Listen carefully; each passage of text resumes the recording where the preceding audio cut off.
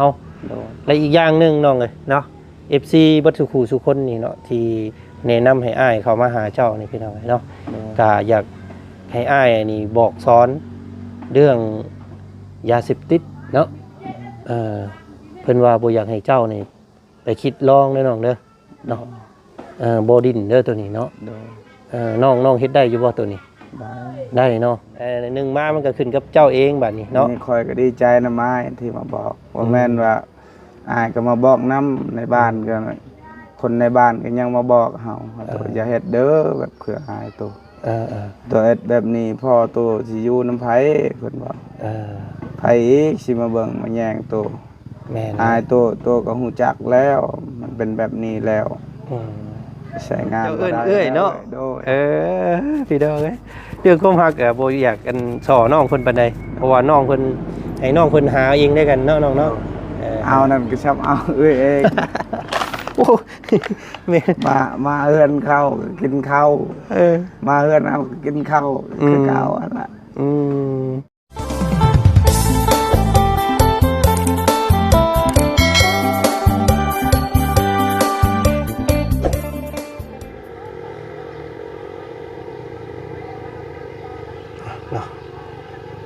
ตัดภาพมาทางพี่มาที่นี่พี่น้องให้เราทางบ่าวจันกะหวนคืนเข้ามาหาทางครอบครัวของน้องสอนรามอีกคือเก่าพี่น้องเลยน้องมื้อนี้เพราะว่าทางบ่าวจันกะสิมาอัปเดตอาการป่วยของน้องเพิ่นว่าซั่นพี่น้องเลยเนาะเป็นจังไดเนาะหายดีหายเศร้าหรือว่านักไปหน้าบ่เนาะหรือว่าจังไดพี่น้องเอ้ยเนาะกะอีกอย่างนึงพี่น้องเนาะกะหลายคู่หลายคนกะแนะนำให้บ่าวจันพี่น้องเลยเนาะมาบอกสอนเรื่องสิ่งเสพติดว่าซั่นพี่น้องเลยเนาะกะแนะนำให้น้องเพิ่นห่างไกลจากยาเสพติดเด้ออย่าไปคิดลองเด็ดขาดว่าซั่นพี่น้องเลยเนาะบอกสอนน้องเพิ่นแน่เนาะเรื่องนี้กะทางบ่าวจันกะจักสิบอกได้สำไรเนาะพี่น้องเนาะเพราะว่าทางบ่จันก็บ่แม่นคนดีเลิศมาแต่ใส่ดอกพี่น้องเนาะแต่ว่าก็พอฮู้เนาะพิษของยาหรือว่าพอฮู้ฤทธิ์เดชของมันว่าซั่นซะพี่น้องเนาะแต่ว่าก็สิพยายามบอกสอนน้องเพิ่นแบบซึมซับแล้วกันพี่น้องเนาะเฮาบอกไปปุ๊บปั๊บนี่เพิ่นจังได๋เพิ่นก็เฮ็ดบ่เชื่อได้พี่น้องเนาะเพราะว่านึงมามันก็ต้องอยู่กับสิ่งแวดล้อมสิ่งอ้อมข้างนำพี่น้องมีแต่แนะนำให้พี่น้องเพิ่นนั้นบ่คิดลองว่าซั่นซะเนาะเพราะว่านึงมาการอยากลองการอยากฮู้อยากเห็นนี่คือสิ่งที่น่ากลัวเด้พี่น้องเราคิดว่าโอ้ยมันบ่ติดดอกบ่เป็นหยังดอกว่าซั่นซะเนาะก็เป็นที่มาของคำประมาทด้วยกันตัวนี้พี่น้องทางบ่จันก็ได้เนาะเนาะแล้วก็อีกอย่างนึงพี่น้องมื้อนี้ทางบ่จันอยากมาหาน้องเพิ่นเนาะคือมี FC หลายคู่หลายคนเนาะแนะนำน้องน้ำเนาะน้องน้ำเฮือนงามนี่พี่น้องโอ้ยบ่จันว่าซั่นเนาะทาง FC นี่อยากให้บ่าวสอนนี่ได้คู่ครองเป็นน้องน้ำเด้ว่าซั่นคือสิพากันเฮ็ดกันสร้างคักว่าซั่นพี่น้องเนาะก็จักว่าจังได๋พี่น้องเนาะเพราะว่า FC เพิ่นก็หวังดีนั่นแหละว่าซั่นซะเนาะนึงมาก็อยากให้บ่าวสอนพี่น้องได้คู่ครองที่ลุมันเนาะเอาเวียกเอางานคือน้องน้ำแล้วก็นึงมาแล้วก็อยากให้น้องน้ำได้บ่าวสอนเนาะเพื่อว่าบ่าวสอนเป็นผู้ที่บุกเวียกบุกงานแต่พี่น้องเนาะทางบ่จันคิดว่าเป็นญาติพี่น้องกันในเราก็ได้พี่น้องเป็นไปบ่ได้เนาะตัวนี้ก็ได้เนาะและอีกอย่างนึงเรื่องความรักพี่น้องเนาะทางบ่จันก็อยากมอบให้น้องเพิ่นแบบไต่ตองคิดเอาเองว่าซั่นซะเนาะบ่อยากแนะนำตัวนี้พี่น้องเพราะว่าเนาะความรักนี่มันเกิดจากคนสองคนเนาะต่อให้เฮาแนะนำสำได้ถ้าพวกเพิ่นเข้ากันบ่ได้อันนี้ก็บ้ากันบ่ได้คือเก่าพี่น้องเนาะฉะนั้นแล้วเรื่องความรักทางบ่จันจะมอบให้ทาง น้องเพิ่นค้นหาเอาเองเนาะยังหนุ่มยังน้อยอยู่พี่น้องเอ้ยก็ยังมีเวลาศึกษาเบิ่งใจกันหลายปีว่าซั่นซะเนาะโอ้ยเอาเนาะกราบทักทายสบายดีพ่อพี่น้องมัดสุขุสุคนอาการของน้องเพิ่นเป็นจังไดเนาะมื้อนี้มาพี่พ่อน้องพากันมาเบิ่งและกันพี่น้องเอ้ยเอาเนาะได้แวะเอิ้นหาบ่าวสอนเพิ่นบ่อยู่เฮือนเมื่อกี้นี่พี่น้องเอ้ยเนาะเห็นว่าทางน้องเพิ่นมาสากแบตโทรศัพท์อยู่เฮือนน้องอ่อนว่าซั่นพี่น้องเอ้ยเนาะเพราะว่าเฮือนเราบ่มีไฟพี่น้องเอ้ยเนาะเราต้องสากแบตไว้เพราะว่าได้โทรศัพท์ใหม่นี่เขาต้องสากแบตไว้เกือบจะมื้อนึงผู้ใดพี่น้องเอ้ยปกติถ้าเพิ่นถึกแท้หั่นนะเนาะเอาเนาะกะพี่และพี่น้องเอ้ยต่างมาเยี่ยมมายามน้องอ่อนเด้อพี่น้องเอ้ยเนาะกะสภาพบ้านเฮือนซ่านของเพิ่นก็ยังมืดคืออยู่บ่ซ้อนโอ้อยู่พี่น้องเอ้ยเนาะ เอิ้นหาอยู่เฮือนบ่เห็นเนาะเมื่อกี้นี่น้องเพิ่นมาสากแบตโทรศัพท์พี่น้องเอ้ยอยู่เฮือนน้องอยู่เฮือนอ้ายเพิ่นพี่แหละเนาะเฮือนพี่นางพี่แหละพี่น้องเอ้ยโอ้เป็นจังไดเนาะอาการไข้อาการป่วยช่วงเช้าแล้วบ่น้องไปลงมาลุมพี่ โอ้ยังติดขมับอยู่พี่น้องไงเนาะยังฉลุงเชงเลงอยู่เนาะสบายดีน้องสบายดีอันเนาะเป็นจังไดมันมาสากไว้โทรศัพท์บ่โดยโอ้พี่น้องไงเนาะอาการเป็นจังไดแล้วอาการน้องดีขึ้นอยู่บ่น้องสิดีขึ้นแล้วจะซื้อให้ยากินกินยากินข้าวมื้อแลงเดี๋ยวกินยาอีกเด้อกิน2 เม็ดก็พอกินอันนั้นโตซาร่าหันก็พอแล้วเนาะกินอีก2 เม็ดนอนมื้อแรงมื้ออื่นมากก็รู้สึกดีแล้วเนาะพี่น้องเนาะเมื่อยบ่ กินจักเทื่อแล้วข้าวมื้อนี้หาก็กินเบาจันให้เทื่อนึงนั่นเบาบุญเพิ่นให้นั่นบ่โดยโอ้ได้ทีเดียว5กินนะตายคักพี่น้องเอ้ยเนาะโอ้มุดอันดาวแดงดินพี่น้องเอ้ยกินตอนแรงนี่กินข้าวเปียกหน่อยนึงก็กินยาอีกมียังกินมื้อแรงมียังกินข้าวเปียกบาบุญซื้อยังบ่เบิดบ่ซั่นยังบ่เบิดอยู่พี่น้องเอ้ยน้องอ่อนเพิ่นไปทางใดแล้วนี่พี่น้องเอ้ยสมอยแท้ไปเล่นนะอุ้มลูกยั่วดินอยู่กลางบ้านพุ่นเนาะโดยโอ้ยพี่น้องเอ้ยฟืนไฟใส่น้ำกันนี่แหละน้องเนาะนี่ได้ซะพี่น้องมีหัวโค้งก็มาสากอยู่พี่บ่โดยอันนี้เราต่อมาแต่ไสน้องอันนี้เฮือนไฟเรานี่ต่อมาแต่เฮือนพุ่นแบบขอเสียค่าไฟน้ำเพิ่นสิบ่โดยโอ้เฮือนเจ้าเฮ็ดแบบซั่นบ่ได้บ่ซั่นเนาะได้แต่บ่มีสายไฟก็สายไฟนี่บ่โดยคำสมมุติว่าเจ้าสิต่อนี่สิต่อเฮือนไผน้องต่อเฮือนนี่เฮานี่ก็ได้เขาบ่ได้หายต่อแต่นี่ไปเฮือนเจ้าพุ่นก็ได้ยันว่ามันต่อหลายทอดมาบ่สมมุติว่าเข้าไฟบ้านเจ้านี่เท่าใดเพิ่นเข้าใหม่เลยนี่เข้าใหม่เลยแบ่งกันเสียเลยถ้าได้สมมุติว่าเขาว่า80,000ก็จักหลังคา1 2 3 4บ่เฮือนเฮาเป็นอ้ายถามว่าสมมุติว่าเข้าไผใหม่เลยนะเข้าดึงจากเสาไฟเข้าเฮือนเจ้าเลยนะประมาณเคยจักอยู่บ่ประมาณ5 ล้าน 6 ล้านดึงผ่านซ้ำกันกับเพื่อนน้องน้ำเนาะเพื่อนน้องน้ำบ้านสกีพีนพี่น้องไงเนาะกันประมาณ5 ล้าน หรือว่า6 ล้านนี่แหละเนาะถ้าสายไฟมันไกลก็สิประมาณ6 ล้านถ้าอันมันใกล้คือเพื่อนเจ้านี่ก็สิอยู่ประมาณ5 ล้าน นี่แหละเนาะพี่น้องไงเนาะเอาอดเอาก้อนน้องเลยเนาะเฮ็ดจังไดถ้านี่แหละใส่น้ำมันนี่ก้อนพี่น้องไงแต่ก่อนเฮาบ่เคยมีไฟก็ยังอยู่ได้เด้เนาะพี่น้องไงใช่แต่แสงตะเวนที่เจ้าหายนั้นปิดเปิดใส่ก็บ่ค่อยแจ้งสว่างปานใดแล้วเนาะเพราะว่ามันอันนั้นพี่น้องไงเพราะว่าไฟมัน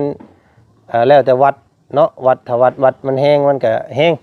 ใส่ไฟโซล่าอันเซลล์หันก็ได้ยามเพิ่นตกนั่นมันปิดดับนั่นตลอดยามเพิ่นตกนี่เห็นโดยเสียงฟ้ามันห้องมันก็ปิดแล้วแหละเนาะปิดแล้วมันก็เปิดอีกปิดมันก็เปิดอีกนั่นตลอด อืมเจ้าสิมอดเลยมันเปิดเองมันอีกจังหน่อย มันพามันห้องเฮ็ดใช่พี่น้องไงเอามื้อนี้หวดขึ้นเข้ามาเยี่ยมยามน้องเพิ่นย่านว่าน้องเพิ่นยังอาการบ่ดีขึ้นแล้วคำว่ายังเวียงยังเว้นเนาะคำว่ายังบ่ดีขึ้นยังเมื่อยยังมึนก็สิได้พาเพิ่นไปคลินิกนะพี่น้องไงเนาะก็หลายคู่หลายคนเพิ่นก็ว่าโอ้ยพากันวนเวียนอยู่แต่น้องสอนว่าซั่นเนาะบ่ไปทางอื่นเลยว่าซั่นพี่น้องไงก็เอาอยากซอยน้องเพิ่นเนาะ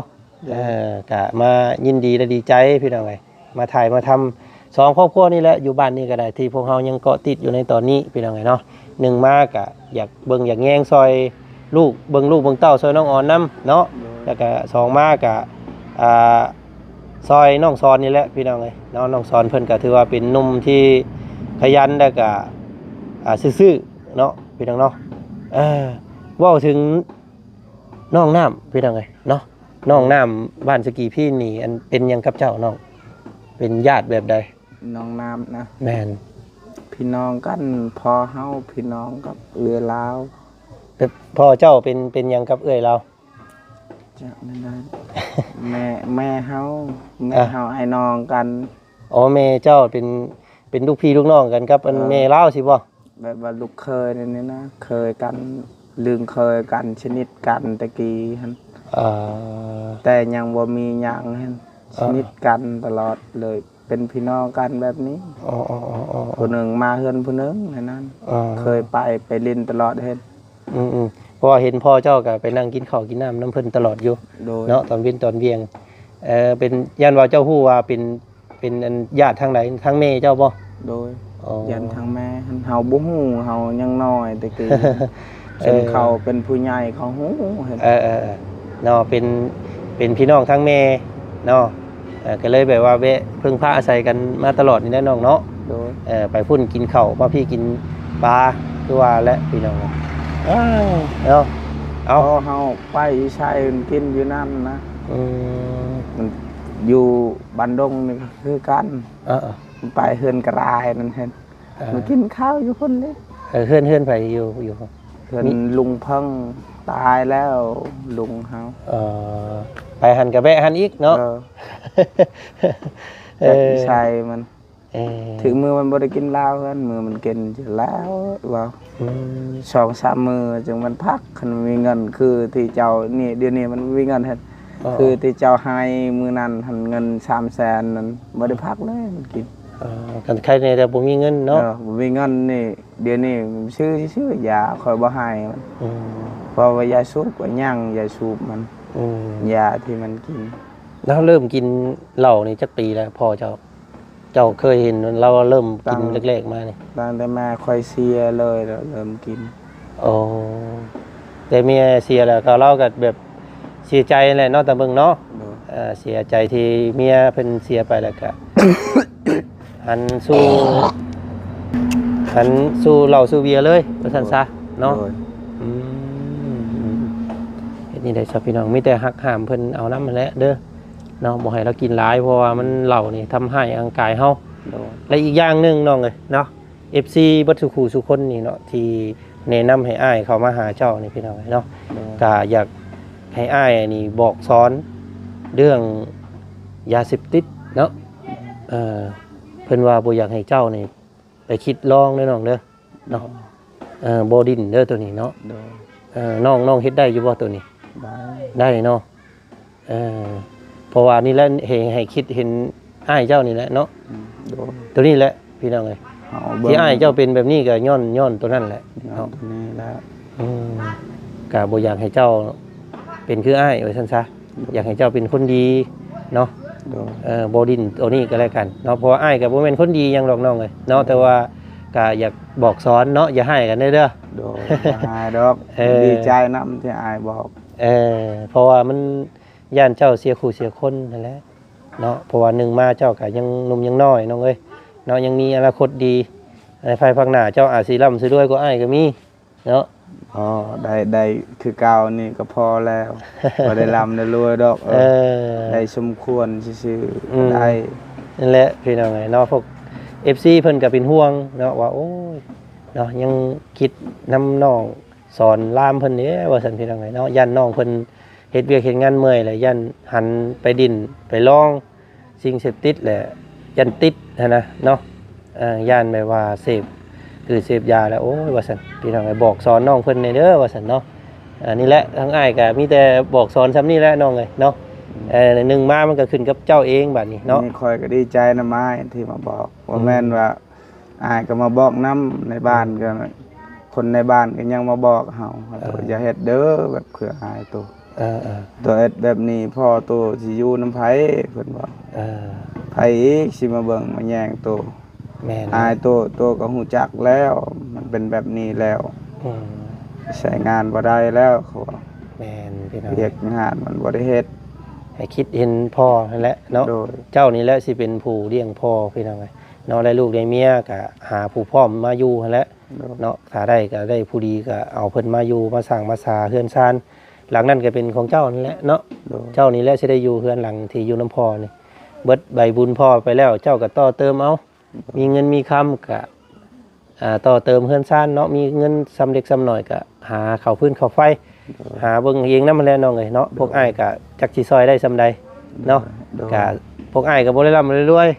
มาถ่ายมาทำให้เบิ่งก็หวังพุ่นแหละเนาะผู้ใหญ่ใจดี FC เพิ่นพุ่นแหละซอยเนาะเรื่องซ่อมแซมเฮือนครัวก็มีแม่ผู้หนึงคืออ้ายเว้าหั่นแหละเพิ่นพร้อมที่จะร่วมสมทบจักสิน้อยสิหลายซำใดแต่ว่ายังขาดอยู่ว่าซั่นซะเพราะว่าเพิ่นก็บ่มีคือกันแต่ว่าเพิ่นว่าโอ้ยถ้ามีผู้สดช่วยห้องเฮือนครัวเฮือนหยังให้มันงามกว่านี้ก็สิร่วมสมทบนำอยู่เพิ่นว่าเนาะเอาพี่น้องก็ลุ้นกันต่อไปเนาะน้องเนาะคำมันมือมันสิได้ก็ได้คือโทรศัพท์นี่แหละเนาะก็นี่ก็ถือว่าโอ้ยดีใจได้พี่น้องก็ได้โทรศัพท์นี่เนาะได้ดินได้อันนั้นพี่น้องก็ใส่ให้เป็นประโยชน์เด้อน้องเด้อใช้สเต็มแล้วบ่โทรศัพท์เนาะคำเลยนี่พี่น้องเอ้ยน้องออนเพิ่นก็ยังมีของอยู่ของกินอยู่บ่มื้อนี้เนาะพี่น้องเอ้ยโอ้ยหลายคู่หลายคนว่าโอ้พี่น้องเอ้ยเนาะคืออันนี้บางคนเพิ่นอาจจะยังบ่ฮู้ว่าน้องน้ำนั่นเป็นพี่น้องกันกับน้องอันน่ะสอนเพิ่นพี่น้องเอ้ยเนาะเป็นญาติกันแท้ๆนี่แหละว่าซั่นซะเนาะเป็นไปบ่ได้เนาะน้องเนาะตัวนี้พี่น้องเอ้ยก็เว้ากันไปเนาะหลายคู่หลายคนก็ยังบ่จักเพิ่นเป็นพี่น้องกันพี่น้องเอ้ยเนาะเป็นญาติกันเนาะเพราะว่าเห็นน้องน้ำเพิ่นก็เป็นน้องที่รู้มันหาอยู่หากินเก่งน้องสอนเพิ่นก็หาเฮ็ดเวียกเฮ็ดงานเก่งหั้นนะถ้าเป็นครูเป็นข้องกันคือสิดีเพิ่นว่านะเนาะอันนี้โอ้ยพี่น้องเอ้ยเฮาเองเจ้าเอื้อยเนาะพี่น้องเอ้ยเรื่องความรักบ่อยากกันสอน้องเพิ่นปานใดเพราะว่าน้องเพิ่นให้น้องเพิ่นหาเองได้กันเนาะน้องเนาะเอานั่นก็ชอบเอาเองโอ้มาเฮือนเข้ากินข้าวมาเฮือนเอากินข้าวคือเก่าอันน่ะเอาเรื่องความรักอ้ายจะบ่แนะนำน้องเพิ่นได้กันเนาะให้น้องเพิ่นศึกษาเอาเองได้กันเพราะว่าเรื่องความรักนี่มันเกิดจากคน2คนเนาะโมเมนต์ผู้แนะนำให้เด้พี่น้องเนาะเอาขอบใจทั้ง FC หลายๆเนาะ FC หลายๆเด้อที่แนะนำให้เนาะแต่ว่าเอาผู้อื่นด้วยกันเนาะน้องเนาะใจละลายเอาพี่น้องเที่ยวเอาในเด้อฉากโทรศัพท์กับเด้อน้องเด้อเฮ็ดยังได้ซะเห็นเจ้าดีขึ้นก็ดีใจแล้วเอาไอ้กลับก่อนสบายนี้โดยสบายดีน้องเด้อเนาะเอามาพี่น้องทางบ่อสอนเพิ่นเที่ยวมาพี่แหละเอาเปิดไพ่ให้เอ้ยเพิ่นแน่เนาะมันมืดแต่พี่น้องค่ำละพี่น้องก็คือน้องเพิ่นว่าแหละเนาะก็หักแพงกันคือเอ้ยคือนุ่งครับแนะนำผู้อื่นช้าพี่น้องให้น้องเพิ่นก็ได้เนาะเอากะFC เพิ่นก็วางดีแหละพี่น้องเนาะบ่มีหยังหรอกแต่ว่าเรื่องความรักนี่มันแนะนำให้กันบ่ได้เนาะเพราะว่ามันต้องขึ้นอยู่กับเพิ่นกับน้อง2คนเนาะให้น้องเพิ่นศึกษาเบิ่งยังอีกโอ้ยอายุ58ปีนึงพี่น้องเนาะบ่เฝ้าหาคู่หาครองให้เพิ่นก็อย่าหาเวียกหางานพี่แหละพี่น้องทางบ่จันก็บ่อยากแนะนำเรื่องความรักเนาะอยากแนะนำเรื่องอาชีพเรื่องใช้ชีวิตการเป็นอยู่วางแผนที่ดีไว้ซะก่อนเรื่องความรักนี่โอ้ยมือใดก็มาได้พี่น้องเนาะเห็นเฮือนแล้วก็คิดถึงน้องบ่าวสอนค่ำเพิ่นเนาะพี่น้องเนาะเอาไปรักษาตัวซะก่อนเดี๋ยวจังออกมาใช้ชีวิตอยู่กับครอบครัวทางวัดจันทร์ก็หวังดีพี่น้องเนาะบ่แม่นบ่มาทำให้ครอบครัวเพิ่นเนาะหวังดีเฮ็ดสร้างให้ทุกสิ่งทุกอย่างแหละเนาะก็บ่ได้คิดหยังเนาะพี่น้อง ก็หวังอยากสดอยากช่วยครอบครัวเพิ่นให้มีชีวิตที่ดีขึ้นว่าซะซะเนาะไปน้องมื้อเฮือนมื้อซ่าน1ข้าว1น้ำเด้อบ่ยังอยู่ ไปพี่น้องเนาะทางว่าจันทร์ก็สิขอโตวพักผ่อนก่อนเนาะมื้ออื่นเดินทางกลับบ้านว่าจันทร์ก็ได้พี่น้องเอ้ยน้องสอนเพิ่นก็ไปละมื้อหน้ามื้อในเพิ่นสิขึ้นมาอัปเดตใหม่นะน้องเด้อมื้ออื่นน่ะสิแวะมาหาเจ้ารอบนึงอยู่ก่อนสิกลับบ้านพี่น้องเอ้ยมื้ออื่นเพิ่นละสิกลับบ้านกลับซองน้อง บ้านโชคดีเด้อ มื้ออื่นยังสิมาหาเจ้าเทื่อนึงอยู่ก่อนสิกลับเด้อโอเค ไปพี่น้องเอ้ย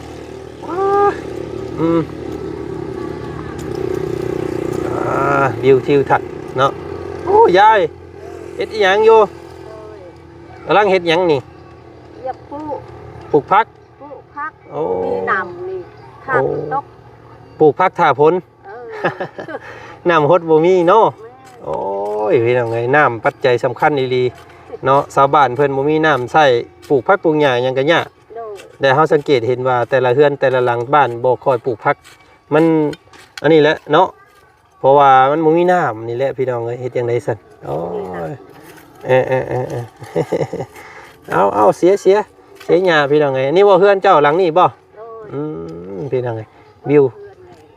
ตกเปียกหมดเลยเด้อ เฮ็ดดีได้ซะเนาะแม่เนาะ จักรทีก็หาดหมด ซอยน้ำนี่แหละเนาะไปพี่น้องเลยเนาะนี่แหละ